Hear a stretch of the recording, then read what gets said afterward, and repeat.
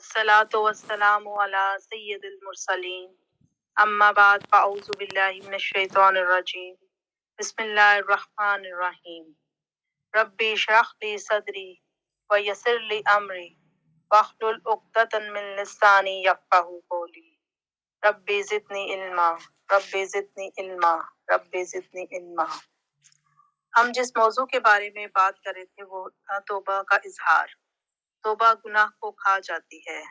हज़रत इमाम हसन बसरी रहमतुल्लाह अलैह से रवायत है कि हुज़ूर सैयद आलम नूर मुजस्सम सल्लल्लाहु अलैहि वसल्लम ने फरमाया कि जब अल्लाह तबारक व तआला ने शैतान को नीचे उतारा तो इसने कहा, मुझे तेरी इज्जत की कसम, जब तक बनी आदम के जिस्म में रूह होगी मैं इसको नहीं छोड़ूंगा। अल्लाह ने फरमाया, मुझे अपनी इज्जत व अजमत की कसम, मैं अपने बंदे से तौबा को हिजाब में नहीं रखूंगा यहाँ तक सुकरात का वक्त आ जाए। कासम ने हजरत अबू उमामा बाबली से रवायत किया कि हुजूर सैयद आलम सल्लल्लाहु अलैहि वसल्लम ने फरमाया कि दाएं जाने वाला फरिश्ता बाएं तरफ वाले फरिश्ते का अमीन है कि जब बंदा कोई साले काम करता है तो बाएं वाला फरिश्ता तहरीर करने का कष्ट करता है, लेकिन दाएं वाला इसे मना कर देता है और वो 6-7 लम्हात का रुका रहता है। अगर वो इसी दौरान इस्तगफार कर ले तो वो कोई शय नहीं लिखता, और अगर वो इस्तगफार ना करे तो फिर इसकी एक ही बुराई लिखी जाती है। हजरत फकिया अबुल हैस रहमतुल्लाह अलैह फरमाते हैं कि ये रवायत हुजूर सैयदुल अंबिया सल्लल्लाहु अलैहि वसल्लम की इस हदीस के मुताबिक है जिसमें आपने फरमाया था कि तौबा करने वाला ऐसा है गोया इसका कोई गुनाह नहीं। रवायत में है कि जब बंदा एक गुनाह करता है तो इस वक्त तक नहीं लिखा जाता जब तक कि वो दूसरा गुनाह ना करे। यूं ही दूसरे गुनाह को इस वक्त तक नहीं लिखा जाता जब तक कि वो एक और गुनाह ना करे। बस जब इसके पास 5 गुनाह जमा हो जाते हैं तो वो एक नेकी करता है तो इसकी 5 नेकियां लिखी जाती हैं और बाकी 5 गुनाहों के इवज बन जाती हैं। तो इस पर शैतान चीख मारते हुए कहता है कि मैं किस तरह औलाद आदम पर कब्जा रख सकता हूँ। मेरी तमाम सही और कोशिश की सिर्फ एक नेकी से ही बातिल कर दिया जाता है। तौबा के दरवाजे का हमेशा खुला रहना। हजरत सफवान बिन असाल से रवायत है कि हुजूर सल्लल्लाहु अलैहि वसल्लम ने फरमाया कि अल्लाह तबारक व तआला ने मगरिब की तरफ तौबा के लिए एक दरवाजा बनाया है जिसकी चौड़ाई 40 या 70 गज की मसाफत जितनी है। वो दरवाजा हमेशा खुला रहेगा, कभी बंद नहीं होगा, यहाँ तक कि आफ्ताब मगरिब से तलू होगा।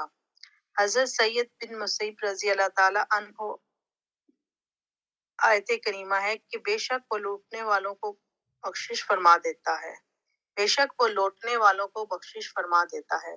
कि ज़मन में फरमाते हैं कि इस शख्स के लिए है जो बार बार गुनाह करके तौबा करता है।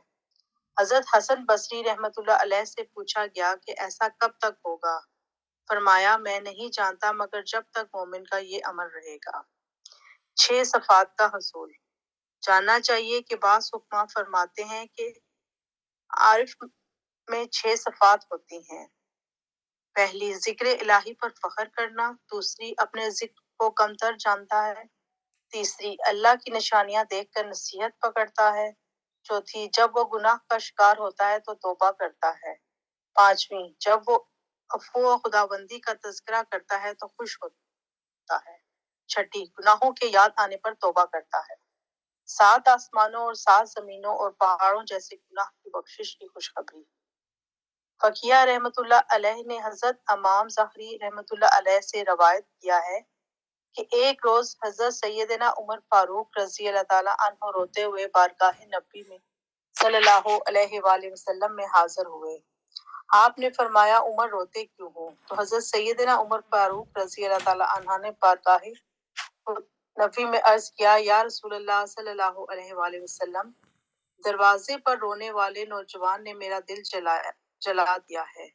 आपने फरमाया, ए उमर, इसे मेरे पास लाइए। और वो नौजवान रोते रोते बारगाह नबी सल्लल्लाहु अलैहि वसल्लम में हाजिर हुआ। आपने नौजवान से फरमाया, आह रोने की क्या वजह है? इसने अर्ज किया, या रसूलल्लाह सल्लल्लाहु अलैहि वसल्लम, अपने गुनाहों के बोझ के सबब रो रहा हूँ और अपने रब رب جہاد و قہار کے غضب سے خائف ہوں۔ حضور نبی کریم صلی اللہ علیہ وآلہ وسلم نے فرمایا، اے جوان، کیا تو نے شرک کیا ہے؟ اس نے کہا، یا رسول اللہ نہیں۔ پھر فرمایا، کسی کو ناحق قتل کیا ہے؟ عرض کیا، یا رسول اللہ صلی اللہ علیہ وآلہ وسلم نہیں۔ پھر فرمایا، بے شک اللہ تیرے گناہوں سے درگزر فرمائے گا اگر وہ 7 آسمانوں اور 7 زمینوں اور بڑے پہاڑوں جیسے ہوں گے۔ اس نے عرض کیا، یا رسول اللہ صلی اللہ علیہ وآلہ وسلم، میرا گناہ اس سے بھی بڑا ہے۔ آپ نے فرمایا، تیرا گناہ کرسی سے بھی بڑا ہے؟ اس نے عرض کیا، ہاں۔ آپ نے فرمایا، تیرا گناہ بڑا ہے یا عرش بڑا ہے؟ وہ بولا، میرا گناہ بڑا ہے۔ آپ نے فرمایا، تیرا گناہ بڑا ہے یا عفو درگزر والا بڑا ہے؟ وہ بولا، اللہ تبارک و تعالیٰ اور اس کی معافی بھی عظیم ہے۔ آپ نے فرمایا، بجز اللہ گناہوں کو کوئی نہیں بخش سکتا۔ پھر فرمایا، بتائیے تو نے کون سا گناہ کیا ہے؟ اس نے عرض کیا، یا رسول اللہ صلی اللہ علیہ وآلہ وسلم، میں آپ سے شرم کرتا ہوں۔ پھر آپ نے پھر پوچھا۔ اس نے عرض کیا، یا رسول اللہ صلی اللہ علیہ وآلہ وسلم، میں 7 سال تک قبروں سے کفن چوری کرتا رہا، حتیٰ کہ انصار کی ایک لڑکی لقمہ اجل ہوئی، میں نے اس کی قبر کھود کر کفن نکالا۔ پھر میں چند قدم ہی چلا تھا کہ شیطان میرے نفس پر غالب آ گیا۔ واپس آ کر میں نے اس سے زنا کیا۔ پھر میں چند قدم ہی چلا تھا کہ وہ لڑکی سامنے کھڑی دیکھی۔ اس نے کہا، اے جوان، تجھ پر افسوس ہے کہ قیامت کے دن کے بدلہ دینے والے سے شرم و حیا نہیں کرتا۔ جب وہ عدل و انصاف کی کرسی پر بیٹھے گا اور ظالم سے مظلوم کا حق دلوایا جائے گا، تو نے مردوں کو جمع غفیر میں مجھے ننگا کر دیا اور یہ بارگاہ الہی میں مجھے جنبی کر کے کھڑا کر دیا۔ یہ سن کر نبی پاک صلی اللہ علیہ وآلہ وسلم نے اسے ایک اور مکہ مارا اور وہ مکہ کھا کر پیچھے کی طرف گر گیا۔ پھر فرمایا، اے فاسق، تجھے دوزخ سے کوئی چیز محفوظ نہیں رکھ سکتی، میرے ہاں سے دور ہو جا۔ بس وہ شخص نکلا اور 40 رات تک بارگاہ خداوندی میں توبہ کرتا رہا۔ جب 40 راتیں مکمل ہو گئیں تو اس نے آسمان کی طرف سر اٹھا کر عرض کیا، اے محمد صلی اللہ علیہ وآلہ وسلم اور آدم و حوا کے معبود، اگر آپ نے میری مغفرت فرما دی ہے تو حضرت محمد صلی اللہ علیہ وآلہ وسلم اور آپ کے صحابہ کرام کو اس سے مطلع کیجیے، ورنہ آسمان سے آگ نچھاور کیجیے جو مجھے جلائے اور مجھے آخرت کے عذاب سے خلاصی عنایت فرما۔ بس حضرت جبرائیل علیہ السلام نے حضور سید عالم نور مجسم صلی اللہ علیہ وآلہ وسلم کی خدمت میں حاضر ہو کر سلام عرض کیا اور اللہ کا سلام پہنچایا۔ حضور صلی اللہ علیہ وآلہ وسلم نے فرمایا، وہ ذات خود ہی سلام ہے، اس سے سلامتی ہے اور اسی کی جانب سلامتی ہے۔ حضرت جبرائیل علیہ السلام نے بارگاہ نبی میں عرض کیا، کیا آپ نے مخلوق کی تخلیق فرمائی ہے؟ حضور صلی اللہ علیہ وآلہ وسلم نے فرمایا کہ اللہ ہی نے آپ کو اور مجھے پیدا کیا ہے اور تمام مخلوق کو تخلیق فرمایا ہے۔ حضرت جبرائیل علیہ السلام نے عرض کیا، یا رسول اللہ صلی اللہ علیہ وآلہ وسلم، اللہ فرماتا ہے کہ آپ ان کو روزی دیتے ہیں۔ فرمایا، اللہ ہی سب کا روزی اور رساں ہے۔ عرض کیا، یا رسول اللہ صلی اللہ علیہ وآلہ وسلم، اللہ فرماتا ہے کیا آپ بھی ان کی توبہ قبول فرماتے ہیں؟ فرمایا کہ میری اور ان سب کی اللہ ہی توبہ قبول فرماتا ہے۔ حضرت جبرائیل علیہ السلام نے عرض کیا، یا رسول اللہ صلی اللہ علیہ وآلہ وسلم، اللہ فرماتا ہے کہ میرے بندے کی توبہ قبول کیجیے کیونکہ میں نے اس کی توبہ قبول کر لی ہے۔ وما علینا الا البلاغ المبین۔ آمین۔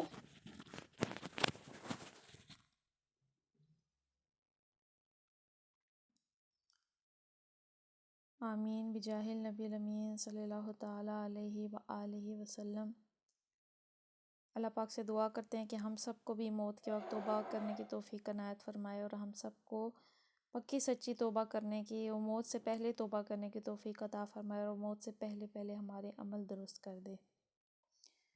اچھا، اب مجھے بتائیں کہ کل جو ہم نے پڑھا وہ ریوائز کی ہے، اور وہ جو اسپیشلی جو ویڈیو میں نے شیئر کی تھی اور اس میں جو اگزامپل تھی وہ سمجھ آ گئی ہے سب کو؟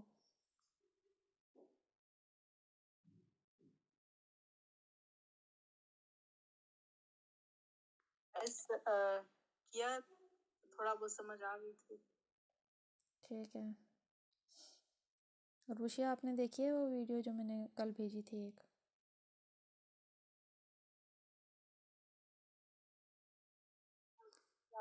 نہیں میں نے بھی ٹھیک ہے. اچھا چلیں میں تھوڑا بہت اس سے آج جو ہم نے کل پڑھا تھا اس سے ایک دو میں کوشچن کرتی ہوں، تھوڑا بہت شاید آپ کو کلیئر ہو جائے. پھر آج والا جو ٹاپک ہم پڑھیں گے وہ ملا کے پھر کل دوبارہ سے پوچھا جائے گا. تو ابھی ارم آپ مجھے بتائیں کہ اگر کسی شخص کی ایک بیٹا ایک بیٹی ہو تو مال کو وہ کیسے تقسیم کرے گا؟ کتنے حصے بنیں گے اس کے؟ اگر ایک بیٹا اور ایک بیٹی ہے تو 2/3 مطلب 2/3 حصہ جو ہے وہ لڑکے کو جائے گا اور 1/3 حصہ لڑکی کو جائے گا. ٹھیک ہے صحیح. اگر 2 بیٹیاں ہوں تو پھر کتنے حصے بنیں گے مال کے؟ 2 بیٹیاں ایک بیٹا ہو اور اگر تو 2 بیٹیاں اور ایک بیٹا ہو جی. اس میں بھی 1/3 ہی لڑکیوں میں ڈیوائڈ ہوگا. اگر لڑکا نہ ہو 2 لڑکیاں یا زائد ہوں تو 2/3 حصہ جو ہے نا وہ لڑکیوں میں تقسیم ہوگا، باقی 1/3 جو ہے وہ دوسرے وارثوں میں تقسیم ہوگا. ہاں صرف بیٹیاں ہو تو، لیکن اگر بیٹا ہے، لڑکا نہ ہونے ایک کی بیٹا ہے صورت اور میں 2 بیٹیاں ہیں، تو میرا کوشچن یہ تھا اگر ایک بیٹا ہے اور 2 بیٹیاں ہیں تو پھر آپ دیکھیں کہ عورتوں کو ایک ایک حصہ جانا ہے اور مرد کو 2 حصے جانے ہیں. تو اس کا مطلب یہ ہے کہ آپ کے مال کے 4 حصے ہوں گے. تو 4 جب حصے ہوں گے تو اس میں سے جو ہے 2 حصے مرد کو جانا ہے، یعنی کہ 2/4 تو اس کا مرد کو جائے گا اور 1/4 دونوں بیٹیوں کو چلا جائے گا. ٹھیک ہے. تو اسی طرح سے آپ اسی کو آگے کر لیں، مثال کے طور پہ 2 بیٹے 2 بیٹیاں ہیں تو پھر کتنے حصے ہوں گے؟ 4 تو بچے ہو گئے اور مرد کے کیونکہ 2 ہیں تو 6، یعنی کہ 6 حصے ہوں گے مرد کے.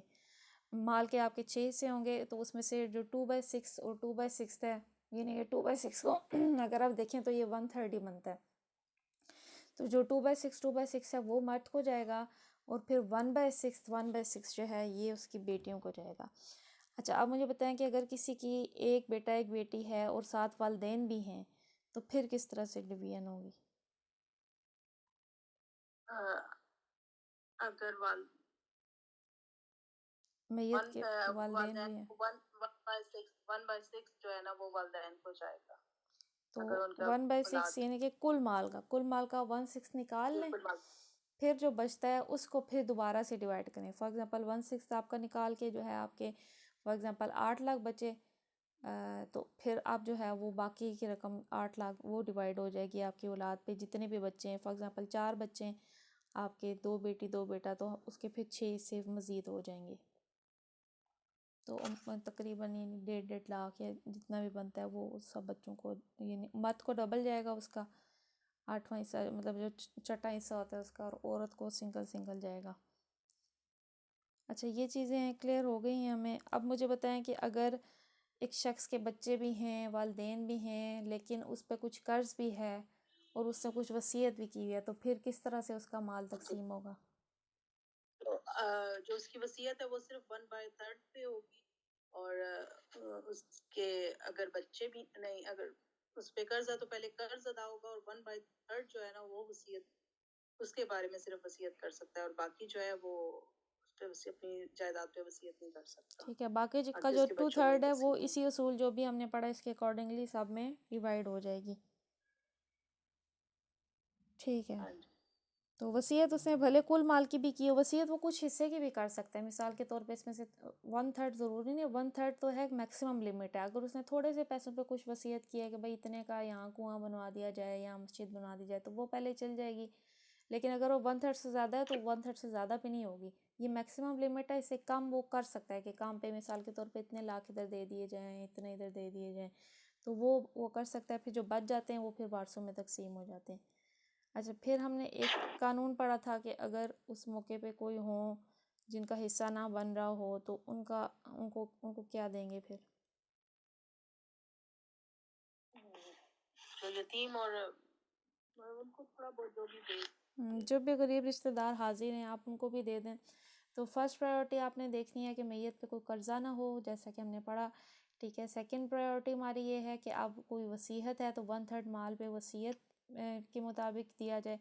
پھر جو ہے اس کے بعد جو بچہ ہے 2/3 وہ باقی کا جو ہے وہ تقسیم کر دیا جائے گا اسی ڈویژن کے اکارڈنگ جو اللہ تعالیٰ نے قرآن میں بیان کیا۔ تو یہ جو ہے سیم ہے سب کا، اس میں کسی کو کوئی اختلاف نہیں ہے، کیونکہ اللہ نے بالکل کلیئر دیکھیے کہ بتا دیے سارے احکامات۔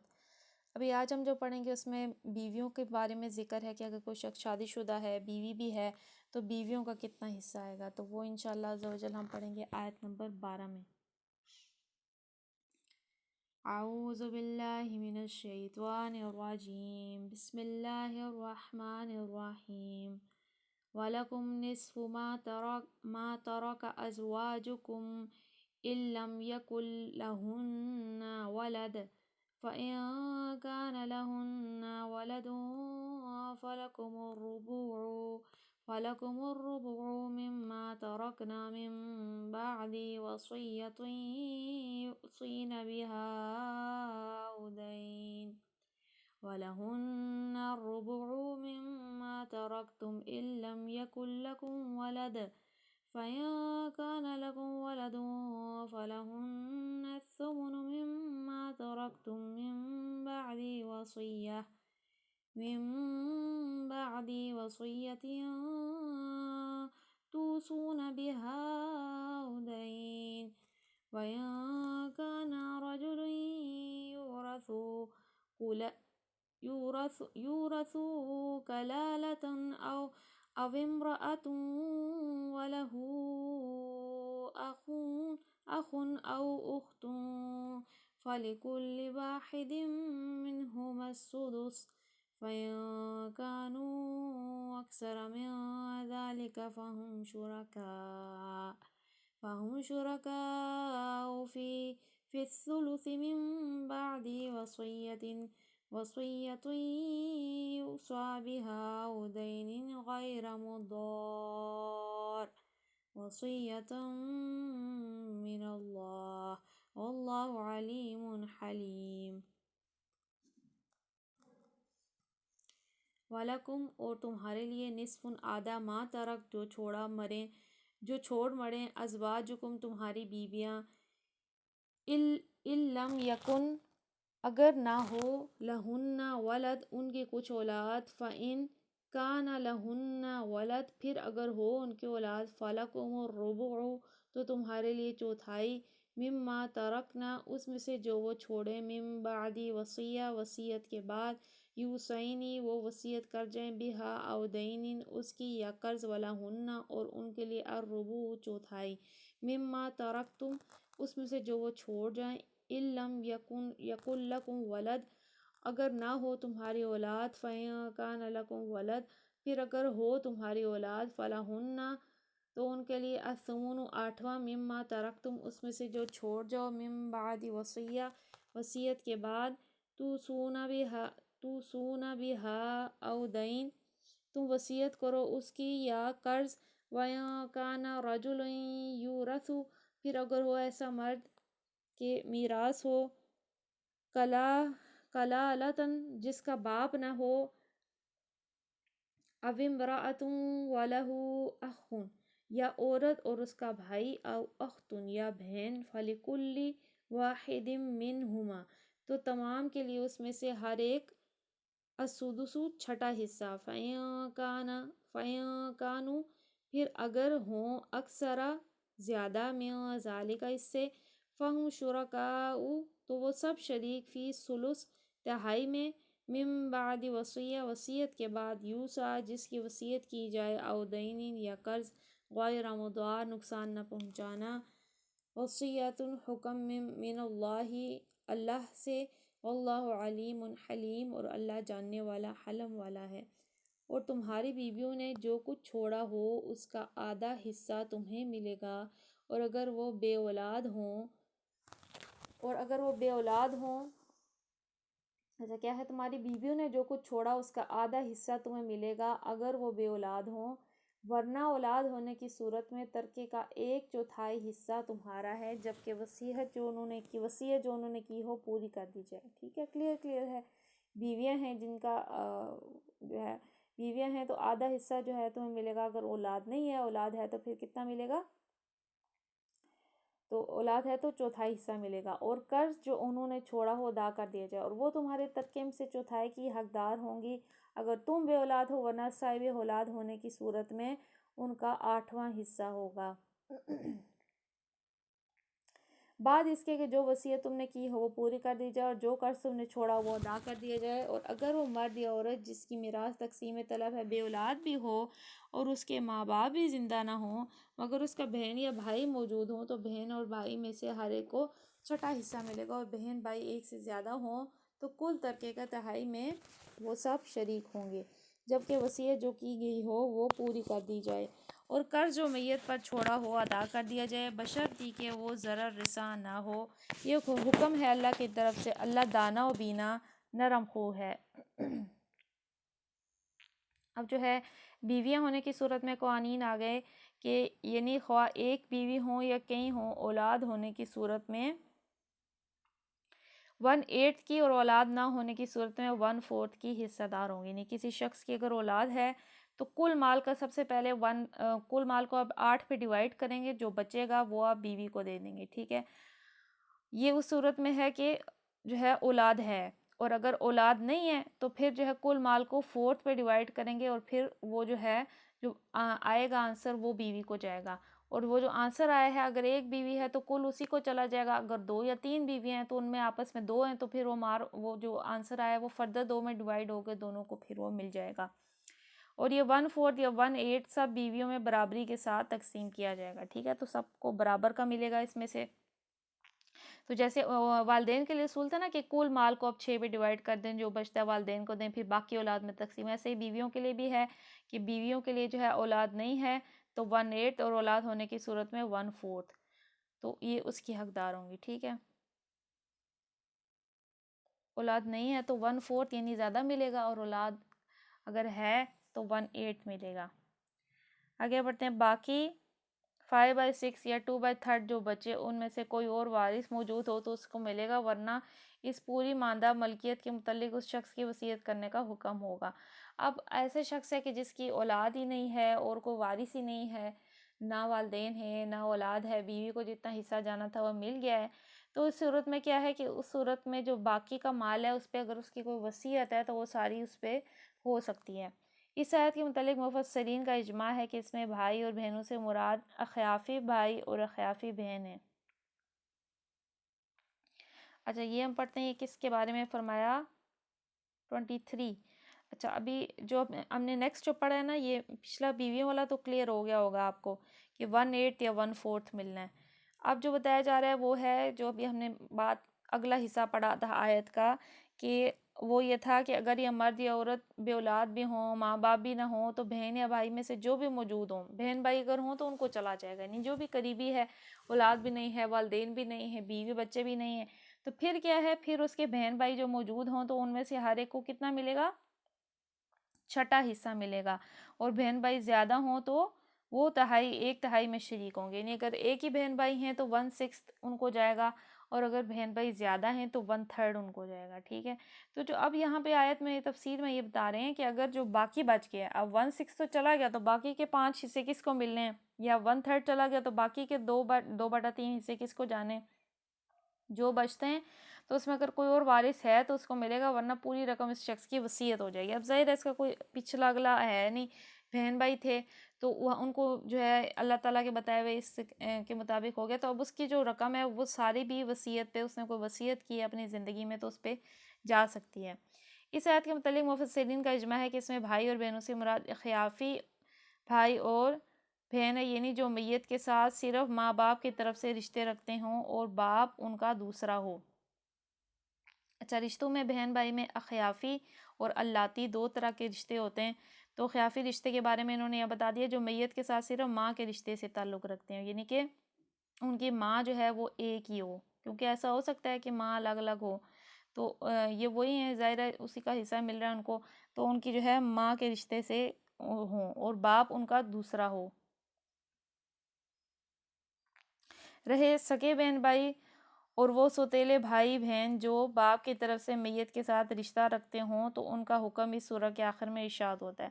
اچھا اب یہ جو رشتے ہیں اس میں خون کے رشتے تو ظاہر ہے وہ تو سگے ہی ہیں اس کے، تو اخیافی میں کیا ہے کہ ماں ایک ہی ہو لیکن باپ فرق بھی ہو سکتا ہے، ماں کی طرف سے رشتے یعنی کہ سیم ہوں تو اخیافی وہ بھائی کہلائیں گے، یعنی کہ ماں ایک ہی ہو، یعنی فار ایگزامپل ایک عورت ہے جس کی کہیں شادی ہوئی، اس کا ایک بیٹا ہوا، اب پھر جو ہے اس کے خاوند فوت ہو گیا، اس نے کہیں اور شادی کر لیا، طلاق ہو گئی، تو وہاں سے بھی اس کا بیٹا ہوا۔ اب یہ کہ یہ جو دونوں بھائی ہیں یا بچے ہیں، بہن بھائی جتنے بھی ہیں، یہ آپس میں اخیافی بہن بھائی ہیں، یعنی ان کی ماں ایک ہی ہے، ان کا باپ فرق ہے، یہ اخیافی بہن بھائی ہوئے۔ تو یہ جو ہے، یہ جو ہم نے تقسیم پڑھی ہے، اس میں بتا رہے ہیں کہ علماء کا اجماع ہے کہ اس میں بہنوں سے مراد اخیافی بھائی اور بہن ہیں، یعنی جو میت کے ساتھ صرف ماں کی طرف سے رشتہ رکھتے ہیں، باپ دوسرا ہو، رہے سکے بہن بھائی، اور وہ سوتیلے بھائی بہن جو باپ کی طرف سے ہوں۔ اب یہ کہ باپ کی طرف سے کوئی اگر رشتے ہیں، ٹھیک ہے، باپ کی طرف سے کوئی بہن بھائی ہیں تو ان کا حکم اس سورہ کے آخر میں ارشاد ہوتا ہے، تو انہوں نے فرمایا کہ ان کے جو احکام ہیں، جو ایسے بچوں کے جن کا باپ جو ہے باپ ایک ہی اور ماں فرق ہو، تو ان کے جو ہے وہ اس سورہ کے آخر میں احکام آئیں گے۔ ابھی یہ جو ہیں صرف اخیافی بہن بھائی اور سگے بہن بھائیوں کے۔ اچھا، آگے کیا بتایا جا رہا ہے کہ وصیت جو کی گئی ہو پوری کر دی جائے، قرض جو میت نے دیا چھوڑ دیا جائے۔ یعنی یہ جو بھی چیزیں ہم پڑھ رہے ہیں، تقسیم پڑھ رہے ہیں، سب سے پہلے اللہ تعالیٰ نے بار بار ذکر کیا ہے کہ جبکہ جو وصیت کی ہو وہ پوری کر دی جائے، جو قرض ہو وہ ادا کر دیا جائے، یعنی یہ دو چیزیں ہو جائیں تو اس کے بعد ڈویژن ہوگی، اس کے بعد مال پہ تقسیم ہوگی، بشرطی کہ وہ ضرر رساں نہ ہو۔ تو آئیے پڑھتے ہیں کہ وصیت کیسے ضرر یعنی نقصان دہ ہو سکتی ہے۔ وصیت میں ضرر رسانی یہ ہے کہ ایسے طور پر وصیت کی جائے جس سے مستحق رشتہ داروں کے حقوق تلف ہوتے ہوں، اور قرض میں ضرر رسانی یہ ہے کہ محض حقداروں کو محروم کرنے کے لیے آدمی خواہ مخواہ اپنے اوپر ایسے قرض کا اقرار کرے جو اس نے فی الواقع نہ لیا ہو، یا کوئی ایسی چال چلے جس سے مقصود یہ ہو کہ حقدار میراث سے محروم ہو جائیں۔ اس قسم کے ضرر کو گناہ کبیرہ قرار دیا گیا ہے، چنانچہ حدیث میں آیا ہے کہ وصیت میں نقصان رسانی بڑے گناہوں میں سے ہے۔ ایک دوسری حدیث میں نبی کریم صلی اللہ تعالیٰ علیہ وآلہ وسلم کا ارشاد ہے کہ آدمی تمام اہل جنت کے سے کام کرتا ہے مگر مرتے وقت وصیت میں ضرر رسانی کر کے اپنی زندگی کو ایسے عمل پر ختم کرتا ہے جو اسے دوزخ کا مستحق بنا دیتا ہے۔ یہ ضرر اور حق تلفیاں گرچہ ہر حال میں گناہ ہے، مگر خاص طور پر کلالہ کے معاملے میں اللہ تعالیٰ نے اس کا ذکر اس طرح فرمایا ہے کہ جس شخص کے نہ اولاد ہوں نہ ماں باپ ہوں، اس میں عموماً یہ ملان پیدا ہو جاتا ہے کہ اپنی جائیداد کسی نہ کسی طرح تلف کر جائے اور نسبتاً دور کے رشتہ داروں کو حصہ پانے سے محروم کر دے۔ تو یہ کہ ایسا نہیں کرنا چاہیے، اس نیت سے نہیں کرنا چاہیے کہ بھائی جو ہے کیا پرائے لوگ کھائیں گے، مطلب اگر آپ کے کوئی رشتہ دار ہیں تو ان کو کچھ نہ کچھ مال چلا جائے، اس میں برائی نہیں ہے، آپ اپنے کچھ مال پہ وصیت کر جائیں تو یہ اچھی بات ہے۔ اس معاملے میں یہ ہے کہ ضرر رسانی سے بچنا چاہیے، خواہ مخواہ کسی غلط بندے کو فیور نہیں کرنی چاہیے، یا کہیں غلط ایسی جگہ پہ وصیت نہیں کرنی چاہیے جہاں سے آپ کا مال ضائع ہو جائے گا، یا کسی گناہ کے معاملے کے لیے وصیت، انسان نیکی کے لیے تو نہیں وصیت کرتا، انسان گناہ کے لیے بھی وصیت کر سکتا ہے کہ یہ چیز کر دی جائے جس میں کوئی گناہ ہو، تو اس لیے انسان کو اس معاملے میں احتیاط رکھنی چاہیے۔ وصیت ہے اس لیے اصل میں کہ کوئی ایسا بے سہارا ہے آپ کے ہاں، کوئی ایسا جس کو آپ فیور کرنا چاہتے ہیں، جس کو آپ چاہتے ہیں کہ اگر اس کو جو ملے گا وراثت سے جو اس کو حصہ آئے گا یہ بہت کم ہوگا، یا وہ ہو سکتا ہے آپ کا وارث بھی نہ ہو، کوئی ایسا یتیم بچہ آپ کی کفالت میں ہو، کوئی ایسا بے سہارا کوئی وہ جس کو آپ دینا چاہتے ہوں، تو اس کے لیے وصیت ہے، نہ کہ ضرر پہنچانے کے لیے۔ پھر اللہ نے کیا فرمایا کہ اللہ تعالیٰ جو ہے دانا و بینا ہے، نرم خو ہے۔ اب انشاءاللہ عز و جل کل ہم جو کوسچنز کریں گے پچھلی آیت کو اور اس آیت کو ملا کے کوسچنز بنیں گے کہ اگر کسی شخص کی بیوی بھی ہو، والدین بھی ہوں، بچے بھی ہوں، پھر کس طرح سے مال کی ڈویژن ہوگی، ہم کوئی اگزامپل لے کے دیکھ لیں گے تاکہ یہ چیزیں ہمیں کلیئر ہو جائیں۔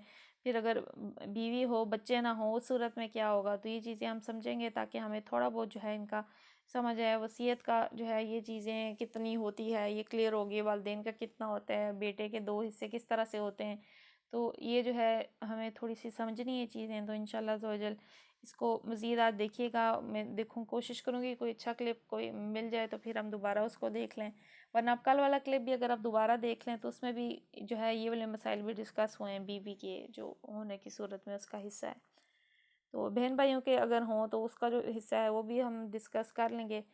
تو اللہ پاک سے دعا کرتے ہیں کہ آج کے ہم نے جو بھی بیان میں تفسیر میں سنا، اللہ پاک اسے یاد رکھنے کی توفیق عطا فرمائے، اس میں ہماری جو بھی غلطیاں کوتاہیاں ہوئی ہیں اللہ تبارک و تعالیٰ اس سے درگزر فرمائے، اللہ تبارک و تعالیٰ ہمیں صحیح اور دین کا صحیح اور درست علم حاصل کرنے کی توفیق عطا فرمائے، آمین بجاہ النبی الامین صلی اللہ تعالیٰ علیہ وآلہ وسلم۔ سبحانک اللہم و بحمدک لا الہ الا انت استغفرک و اتوب الیک استغفرک و اتوب الیک استغفرک و اتوب الیک بسم اللہ الرحمن الرحیم وصلی اللہ علی محمد صلی اللہ تعالی علیہ وآلہ وسلم۔ السلام علیکم ورحمۃ اللہ وبرکاتہ۔ وعلیکم السلام ورحمۃ اللہ وبرکاتہ۔ اچھا، میں نے ایک کوشچن پوچھنا تھا کہ جو بیوی کا آپ نے بتایا ہے 1/4، مطلب اس میں اگر 100 ہے تو اس میں سے 25% اس کو ملے گا وائف کو؟ جی جی بالکل، 4 حصے ہوتے ہیں نا اور اس 1/8 کا؟ 1/8 جو 100 کے 8 حصے مطلب کر لیں آپ تو پھر اس کا یعنی وہ صورت میں ہے کہ اگر بچے بھی ہوں تو 1/8 صرف اس کو جائے گا، نہیں اگر 100 ہے 100 کو 8 پہ ڈیوائڈ کریں، جو بھی آنسر آتا ہے وہ اس کو ملے گا۔ اور اگر اس میں سے بھی اگر 2 بیویاں ہوں، جیسے آپ نے بتایا کہ جو ہے 4 حصے فار ایگزامپل 25 ملیں گے، اس میں بھی اگر اس کی 2 بیویاں ہوں تو پھر کیا ہوگا کہ دونوں کو 25 دونوں میں 12.5 دونوں کو ملے گا، فردر ڈیوائڈ ہو جائے گا۔ تو اسی طرح سے والدین کا بھی حصہ بالکل اسی طرح سے ہے، جو 1/6 ہے تو 100 کو آپ جو ہے 6 پہ ڈیوائڈ کریں، جو بھی آنسر آتا ہے وہ پھر اگر ایک ہی ہو والدہ ہی ہو صرف تو اس کو چلا جاتا ہے، اگر دونوں ہوں تو وہ پھر ہاف آف ہو جاتا ہے، پھر باقی کے اولاد میں اور باقی وارثوں میں پھر جس طرح سے وصیت وغیرہ ہونے کے بعد جو ہے تقسیم ہو جاتا ہے۔ وصیت سب سے پہلے ہوتی ہے، وصیت کا جو ہے سب سے پہلے اگر اس نے کل مال پہ کر دیا تو 1/3 پہ ہو جائے گی، اگر اس نے کچھ حصے پہ کی ہے، تھوڑے سے کچھ پیسوں پہ کیا ہے، 100 میں سے اس نے فار ایگزامپل 3-4 روپے پہ کیا، ایگزامپل دے رہی ہوں، تو 1/3 سے اگر وہ کم ہے تو پھر اس پہ جو ہے اس کی وصیت پوری ہو جائے گی، قرض ہے تو قرض ادا ہو جائے گا، پھر اس کے بعد جو ہے یہ اس طرح سے ڈویژن ہوگی۔ تو اور بھی مزید ویڈیوز جتنا دیکھیں گے، کوئی ایگزامپل سے سمجھیں گے تو ہمیں مسئلے سمجھ آ جائیں گے۔ ظاہر ہے جیسے آپ نے اگر کل کی ویڈیو دیکھی ہے تو اس میں وہ یہی بتا رہے ہیں کہ کبھی بھی ایسا موقع آتا ہے تو ایسا نہیں ہوتا کہ انسان خود ہی کیلکولیٹر لے کے بیٹھ جائے بس ڈویژن کر دے۔ ہاں، آپ اپنی ایک اندازہ لگانے کے لیے کہ ہر ایک کو کتنا کتنا ملنا ہے آپ اس طرح سے جائیداد کی تقسیم کر سکتے ہیں، لیکن جو فائنل آپ نے ہے وہ آپ نے کسی نہ کسی، جیسے ہم نے پڑھا، کسی مفتیان سے جو اس بارے میں علم رکھتے ہیں ان سے آپ نے فتویٰ لینا ہوتا ہے، سارے اس میں حصے دار موجود ہوں، ان کو پوری چیزیں ڈیٹیل میں بتائیں کہ یہ ہے، اس پہ اتنا قرضہ ہے، پوری ڈیٹیل بتائیں، پھر ان سے جو ہے اس کے لیں، کیونکہ ہو سکتا ہے ہم کوئی امپورٹنٹ چیز مس کر دیں، کوئی نہ کوئی ایسی چیز رہ جائے، کوئی نہ کوئی ایسا مسئلہ ہو، تو اس لیے یہ جو چیزیں ہوتی ہیں خود اپنے اندازے کے لیے اور اپنے علم کے لیے یہ چیزیں اچھی ہیں کہ ہم جانیں، لیکن جب کبھی تقسیم ہوگی تو اس میں تو ظاہر ہے پھر ہم پراپرلی جو ہے اس کا ایک فتویٰ لیں گے ریٹن میں، ڈیپینڈ کرتا ہے جائیداد کتنی ہے۔ تو اللہ پاک ہمیں اس معاملے میں غلطیوں سے محفوظ فرمائے، کیونکہ ناانصافی جو ہے ایک بالشت بھی کسی کی جو ہے کچھ جو ہے ناحق جو شخص لیتا ہے تو پھر وہ جہنم کا حقدار ہوتا ہے، اس لیے بہت احتیاط رکھنی چاہیے کہ ہم کسی کا جو ہے 1 روپیہ بھی ہمارے حصے میں فالتو کا نہ آئے، تو بڑے بڑے معاملے ہیں پھر یہ قیامت کے دن ظاہر ہے انسان نیکیوں میں معاملہ ہوگا، تو کسی کا ناحق حصہ اگر لیا ہوگا تو پھر وہ تو جو ہے آپ کی نیکیاں لینے آ جائیں گے، تو اللہ نہ کرے کہ ایسا ہو، اللہ تبارک و تعالی ہم سب کو معاف فرمائے، اس دن ہمیں عافیت میں رکھے،